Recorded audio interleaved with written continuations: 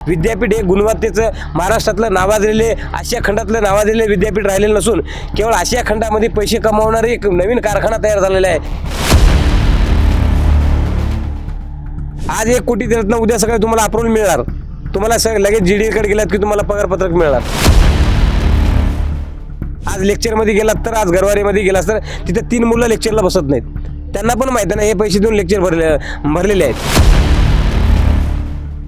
National लेवलचे 20 paper publish आहेत, त्या व्यक्तीला त्याने 0 मार्क टाकून त्यांनी त्या प्रक्रियेच्या बाहेर काढलेले आहेत।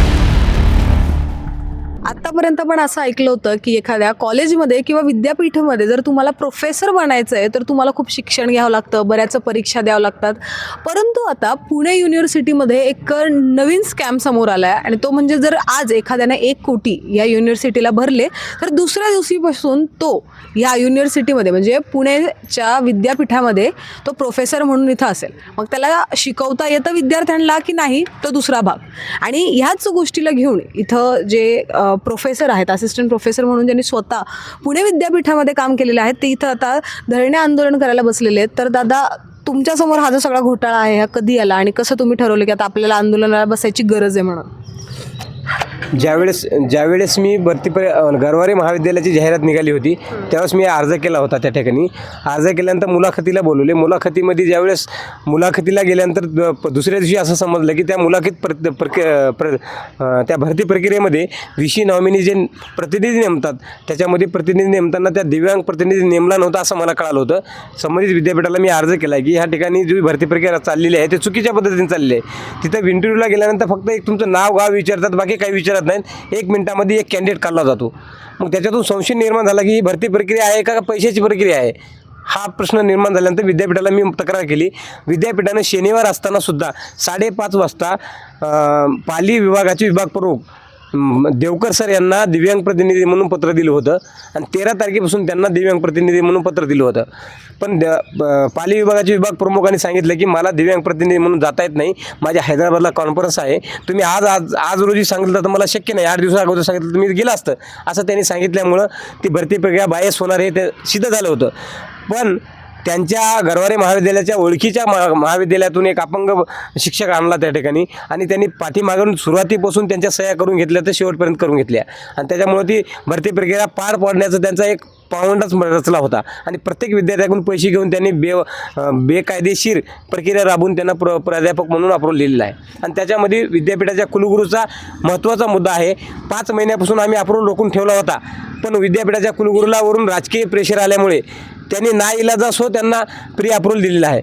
मग प्री अप्रूव्हल दिल्यामुळे आम्हाला आज धरणं आंदोलन बसून घेऊन कुलगुरूचा राजीनाम्याची मागणी केली आहे आणि झालेल्या भ्रष्टाचाराबद्दल त्यांना गुन्हे नोंदण्यासाठी आम्ही धरणे आंदोलनाला बसलेलो आहे। म्हणजे आता ओव्हरऑल आपण असं म्हणू शकतो की आता समजा आज मी किंवा तुम्ही 1 कोटी भरले विद्यापीठाला, हो, तर तो खरंच इथं प्रोफेसर आज 1 कोटी देतात ना, उद्या सगळं तुम्हाला अप्रूव्हल मिळणार, तुम्हाला लगेच GD कडे गेलात की तुम्हाला पगारपत्रक मिळणार, हे ठरलेले आहे। आणि शासन व्यवस्थेमध्ये गुणवत्ता वगैरे काहीच नसते, परीक्षा पास होण्याचे सुद्धा पैसे दिले की पास होऊन जाते, अशा प्रकारची एक मानसिकता टेंडन्सी झालेली आहे विद्यार्थ्याची। आज लेक्चरमध्ये गेलात तर, आज गरवारीमध्ये गेलात तर तिथे 3 मुलं लेक्चरला बसत नाहीत, त्यांना पण माहिती नाही हे पैसे देऊन लेक्चर भरलेले आहेत, शिकवता येत नाही त्यांना शिकवता येत नाही। आज तुम्ही लेक्चरला गेलात, आज लेक्चरला गेलात तर त्यांच्या पायाचे घाम पार अंगाला घाम येते, त्यांची प्रॅक्टिस नाही। जो व्यक्ती सुरेंद्र डावरे नावाचा व्यक्ती आहे तो 15 वर्षापासून शिकतोय, त्याची 20 पुस्तकं पब्लिश आहेत, नॅशनल लेवलचे 20 पेपर पब्लिश आहेत, त्या व्यक्तीला त्याने 0 मार्क टाकून त्यांनी त्या प्रक्रियेच्या बाहेर काढलेले आहेत। दादा, आता तुम्ही बऱ्याच आधीपासून म्हणजे विद्यापीठामधले जे काही आंदोलन वगैरे होतं त्यामध्ये तुम्ही असतात, पण हा सगळ्यात मोठा घोटाळा आता सध्या मला तरी वाटतोय समोर आलाय की जिथं प्रोफेसरच 1 कोटी देऊन म्हणजे भरती होत आहे। तर यावेळी तुमचं काय म्हणणं आता पूर्ण? नक्कीच सावित्रीबाई फुले पुणे विद्यापीठ आणि विद्यापीठाच्या संलग्नित महाविद्यालयामध्ये जी काही कायमस्वरूपी प्राध्यापकांची भरती चालू आहे त्या भरती प्रक्रियेमध्ये मोठ्या प्रमाणामध्ये भ्रष्टाचार होतो आहे हे समोर झालेलं आहे। या ठिकाणी तुम्ही जो बोर्ड या ठिकाणी लावलेला आहे त्यावरती जर तुम्ही बघितलं की महाराष्ट्र एज्युकेशन सोसायटी आणि अहमदनगर जिल्हा मराठा प्रसारक समाजाचे जे काही महाविद्यालय आहेत त्या महाविद्यालयांमध्ये जी प्राध्यापकांची भरती झाली त्या भरती प्रक्रियेमध्ये शैक्षणिक पात्रता न पाहता केवळ मुलाखतीच्या आधारे आणि पैशांच्या आधारावरती नियुक्त्या करण्यात आलेल्या आहेत। म्हणजे प्राध्यापक होण्यासाठी तुम्हाला set net MPhil PhD research paper असणं आवश्यक आहे. ही पात्रता जर तुमच्याकडे असेल तर तुमचा स्कोअर वाढतो. परंतु आपल्या प्रिय व्यक्तींना, जवळच्या व्यक्तींना किंवा पैसे देणाऱ्या व्यक्तींना घेण्यासाठी शैक्षणिक पात्रतेला म्हणजे सेटनेटला PhDला डावलून केवळ मुलाखतीमध्ये जास्त मार्क देणे आणि त्यांची नियुक्ती करणे अशा पद्धतीचा हा प्रकार सुरू आहे. आता आम्ही या सगळ्या प्रक्रियेमध्ये भविष्यामध्ये येणार आहोत. मी पण स्वतः सेटनेट आहे, PhD धारक आहे आणि भविष्यामध्ये मी पण या प्रोसेसमध्ये येणार आहे. आत्ता जर ही अशी आमच्या सगळ्या बांधवांची अवस्था असेल तर पुणे विद्यापीठामध्ये साधारणपणे 2023मध्ये 111 प्राध्यापक पदांची जाहिरात आलेली आहे. अजूनपर्यंत ती भरती प्रक्रिया झालेली नाही. तर आम्हाला एक शंका आहे आणि भीती पण आहे की ज्या पद्धतीने महाविद्यालयामध्ये एवढ्या मोठ्या प्रमाणात भ्रष्टाचार होतो आहे, तशा स्वरूपाचा भ्रष्टाचार या 111च्या भरती प्रक्रियेमध्ये होण्याची शक्यता आहे. आता तुम्ही थोड्या वेळा आधी मला सांगत होते जेव्हा आपण बोलत होतो त्यावेळेस की तुम्हाला वरून प्रेशर पण आलं आंदोलन काढायचं. काय होतं सगळा विषय? आनंदराव थोपटे महाविद्यालयामध्ये ज्या वेळेस भरती प्रक्रिया चालू असताना निवड समितीमध्ये एकमत होत नाही असं सचिवानं लिहून दिलं आहे की संबंधित भरती प्रक्रिया रद्द करण्यात यावी आणि नव्याने भरती प्रक्रिया राबवण्यासाठी विद्यापीठाने नव्याने निवड समिती देण्यात यावी अशा प्रकारे पत्र लेखी दिले असताना विद्यापीठाने 9 महिन्यानंतर त्यांच्याकडून लाखो रुपये घेऊन डबल 9 महिन्यानंतर आहे ना त्यांना शिक्षकाला मान्यता दिली.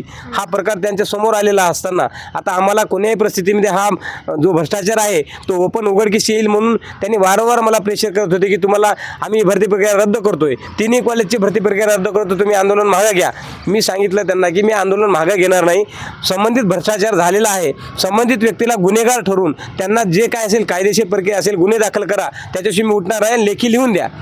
त्यांनी सांगितलं की मुख्य न्यायालयाच्या माजी न्यायाधीशाची कमिटी नेमतोय, कमिटी नेऊन तो अहवाल आल्यानंतर त्या संबंधित कॉलेजची भरती प्रक्रिया रद्द करून आम्ही कायदेशीर कारवाई करू असं सांगत होते. पण कायदेशीर कारवाई म्हणलं ना, एखाद्या अधिकाऱ्याला चुका जरी केले तर त्याला 200 रुपये फाईन मारतात आणि लगेच त्याला कायदेशीर प्रक्रिया पाठवून देऊन त्याला पुन्हा तिथं रिटर्न त्या पदावर घेतात.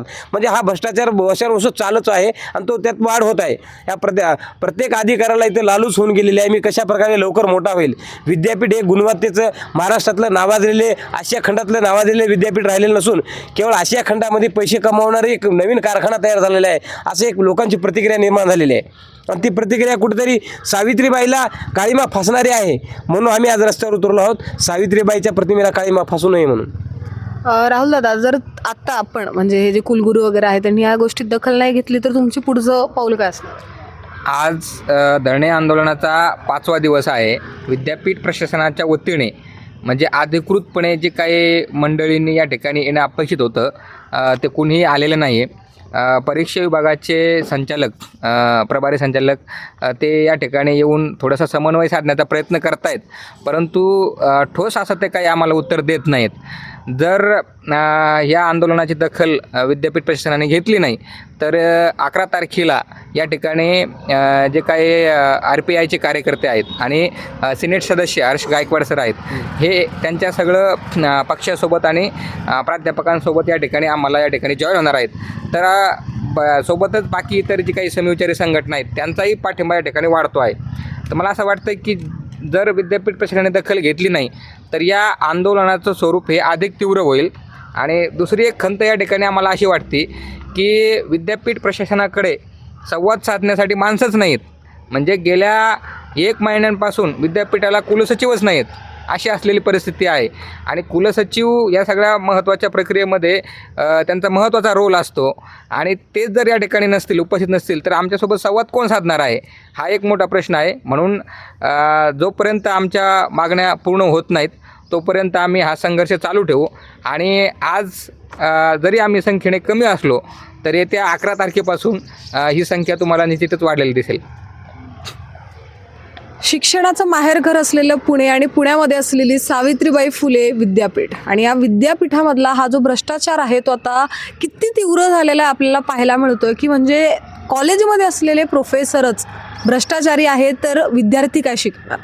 आता हे आंदोलन तर यांचं चालूच आहे, पण खरंच आता विद्यापीठातले जे कुलगुरू आहेत किंवा जे बाकीचे ऑफिसर्स आहेत तर ते यामध्ये आता दखल घेत आहे का हे पाहणं अत्यंत महत्त्वाचं राहणार आहे. तोपर्यंत तुम्ही पाहत राहा न्यूज डॉट्स. मी मृदुला नारळ.